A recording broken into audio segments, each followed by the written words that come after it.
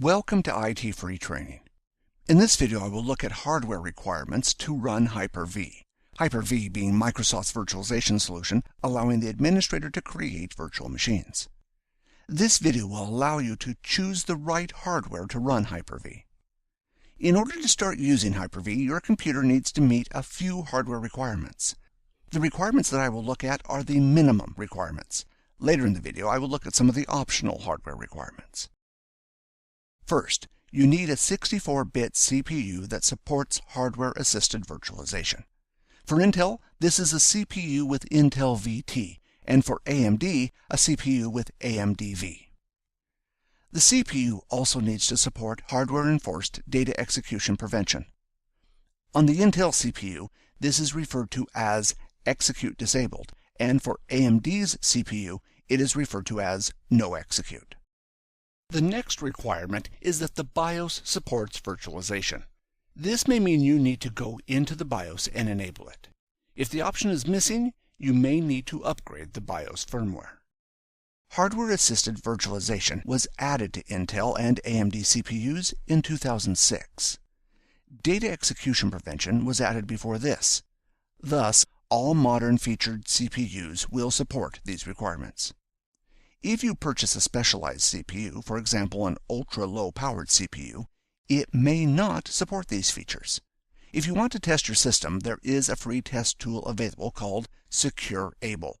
There is also test software available from Intel, AMD, and Microsoft. However, SecureAble is a free, simple tool that does not require that it be installed. You can also attempt to install the Hyper-V role to check if the computer meets the hardware requirements. The installation will perform the required checks on the system, and the role will not be installed if the system does not meet all the requirements. If you are purchasing an older system or have an old system you are planning to use, you can check online to see if it meets the features required. Both Intel and AMD have product pages that you can check your CPU with. To demonstrate these options, I will open Internet Explorer and then open the website for SecureAble. Once open, I can press the button Download Now and then select the option Run. You can see that the application will run without requiring any installing to be performed. You can see this tool tells you if your system meets the three requirements for Hyper-V.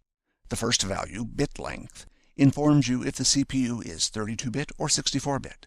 64-bit is required for Hyper-V. The next value tells you if the system supports DEP or not. In this case it does, which is required to run Hyper-V. The last value tells you if hardware virtualization is supported. In this case, hardware virtualization is not available. In this case, I know the CPU does support hardware virtualization. It is most likely that hardware virtualization is not enabled in the BIOS, or a BIOS update is required in order to enable hardware virtualization. This tool is good if you want to quickly test a system that is up and running. If you want to check a particular CPU for these requirements, this can be done on Intel's ARC site. If I open this website, this site allows Intel products to be viewed and compared. The option that I want is the Advanced Features search. To access this, I will select any of the CPUs on the main page. In this case, the option for high-end desktop processors. Once open, I will select the option on the far right, Feature Filter. As I selected high-end desktop processors, the filtering is configured for the high-end desktop processors, so I will clear this option. Next, I will scroll down and select the option for 64-bit CPU.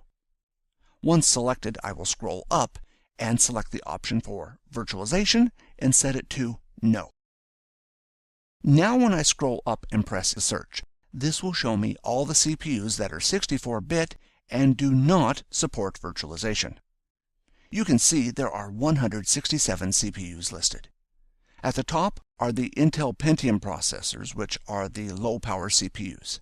Below this are the Atom CPUs, which are also low-power. Below this, more low-powered CPUs. If I now change the virtualization setting to Yes and run the search again, Notice now 996 products match the search. So more than likely, if you have a 64-bit CPU that is not low power, it will support Hyper-V if it was made after 2007. I will now open the AMD product page. At the main screen, I will select the language of United States. On the main screen, you have the option to look at notebook processors, desktop processors, and server processors. In this case, I will select the option for desktop processors. There is no option on this screen for 64-bit CPUs. AMD released its first 64-bit CPU back in 2003, so there is a good chance if you have an AMD CPU, it is 64-bit. However, if you are not sure, you should check. If I select the option of virtualization and set it to No, notice the search results list 96 CPUs. These CPUs are mostly the X2 and earlier CPUs released before 2008. If I now clear the filter and change the virtualization setting to Yes, when the search engine is run again, there are 221 products that match. Not as many as with the Intel, however, still a large number of products that support virtualization. If you are planning to buy a CPU, any CPU manufactured after 2008 should be fine, as long as it is fully featured. For example, not a low-powered one.